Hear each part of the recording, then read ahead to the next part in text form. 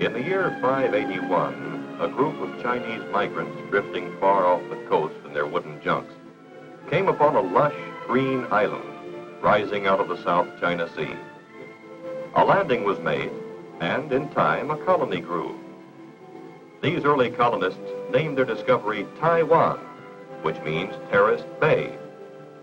People of the Western world know this island as Formosa, meaning beautiful, the name given to it by Portuguese mariners who first sighted it in 1519.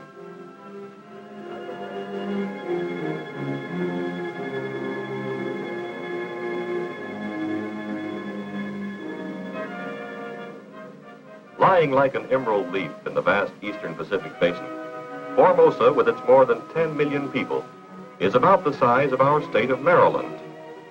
The island has but two real seasons, a short rainy winter and a long humid summer cooled by seasonal winds, some of which reach typhoon intensity. Formosa has known many masters over the centuries. In 1634, the Dutch made a brief attempt at colonization, and in the city now known as Tainan, built this rugged stone fortress called Zealandia. The Chinese patriot, General Koxinga, drove out the Dutch in 1661, and for a time re-established Taiwanese independence. With the death of General Koxinga in 1683, the island fell under the rule of the Manchu dynasty. In 1894, a dispute over control of Korea arose with Japan. In the ensuing war, the Japanese armies easily vanquished the poorly equipped and trained Chinese. To the victor belongs the spoils. Taiwan and her small neighboring island, the Pescadores, were ceded to Japan as a partial indemnity payment in the Treaty of 1895. The Japanese, who then controlled the island until the close of World War II, called it the Land of High Mountains.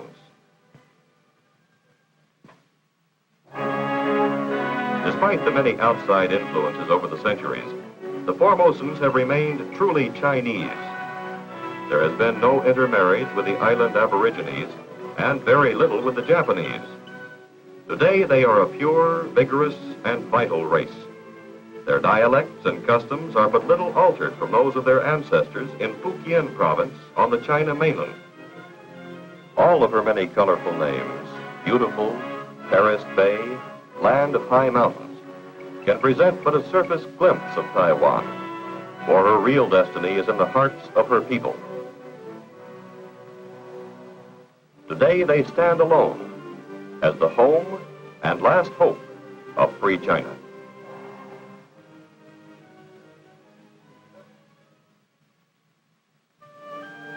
The backbone and lifeblood of Formosa is agriculture. Nowhere else in Asia is the farmer more happy and prosperous, for now a government-sponsored system of land reform has made it possible for the tenant farmers to buy their farms. The landowners receive 70% of the value of the land in cash, the remainder in the form of stocks in government-owned industries. Thus today, the Taiwan farmer's proudest boast is always this: for the first time in his life, he owns the soil on which he works.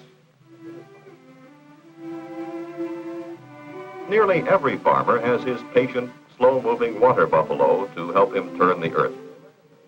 Waterfowl are always plentiful, for duck, prepared in any of 100 different ways, is a delicacy on any Chinese menu. With American advice and technical assistance, Formosa is rapidly becoming an agricultural show window for all of Southeast Asia. Her land areas are limited, and to keep pace with the ever-growing population, farming methods must constantly be improved to give a higher crop yield. The average farm family of 7 working adults and numerous small children subsists unbelievably on 3 acres of ground.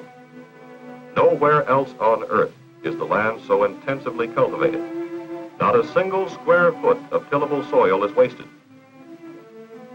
Rice, of course, is the staple food of the people and the nation's #1 crop.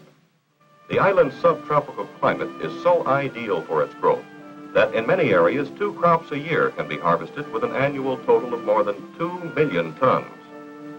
Taiwan is unique among Asian countries in that she grows more rice than she needs. 200,000 tons a year are exported to Japan and Southeast Asia. Rice needs, besides plenty of water, much back-breaking hand cultivation. There is a folk song popular among Asian peoples, the refrain of which goes, "Planting rice is never fun. Bend your back till setting sun."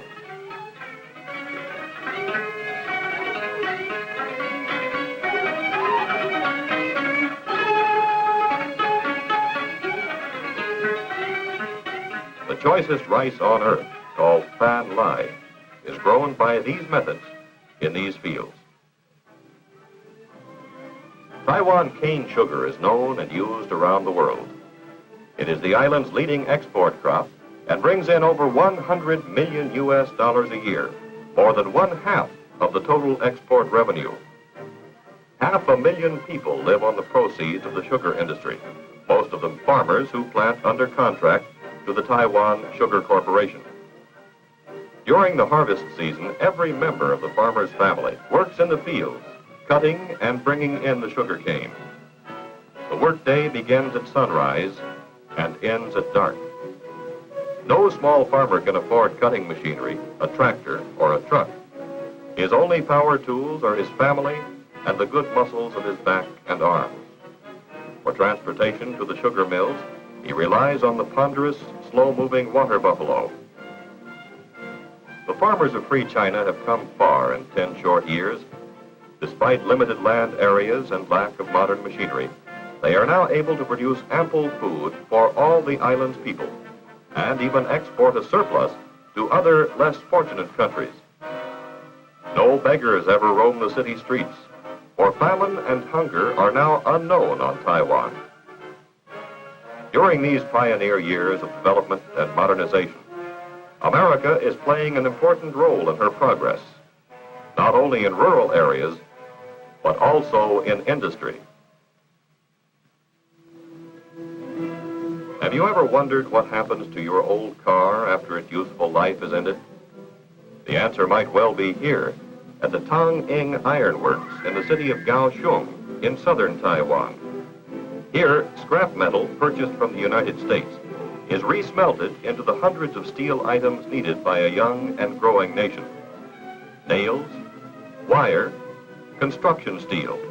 Even the frame of the student's bicycle might have once been part of the frame of your 1940 Chevrolet. The fires in the Tong Ing furnaces never die. In the last decade, melted scrap metal has enriched the Formosan economy with more than 100,000 tons of quality steel per year.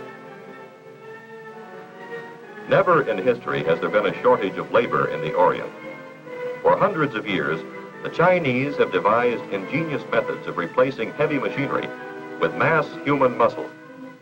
Now, more than ever, is this true on Formosa, as a flood tide of thousands of refugees from the mainland pours over the island in the hopes of finding work in one of the new industries.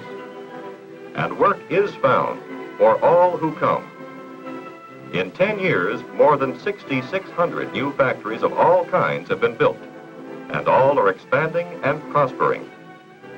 This mushrooming of industrialization has raised the Formosan standard of living to a place in the Orient second only to that of Japan.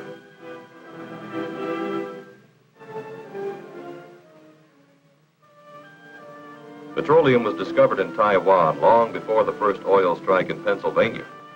Yet, for over 100 years, this priceless resource lay dormant and untapped.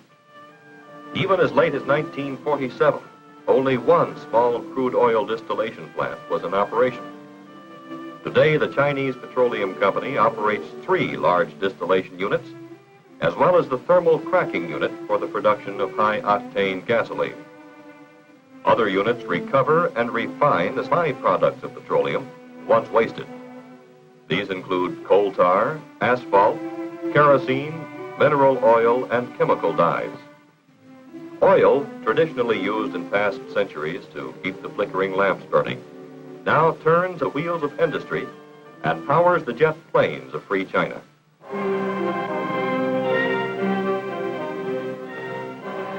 Nowhere is the Chinese workman's skill with his hands more evident than in Formosa's cottage industries.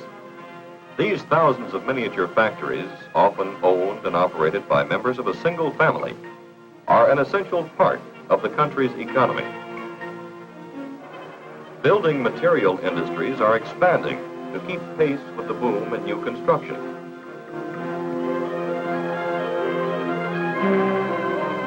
Brick factories dot the countryside, especially in the southern and central areas of the island. Here, women workers display the skill and strength of men as they move the heavy carts about. Wet bricks are first sun-dried on outdoor racks, then heat-cured in huge kilns.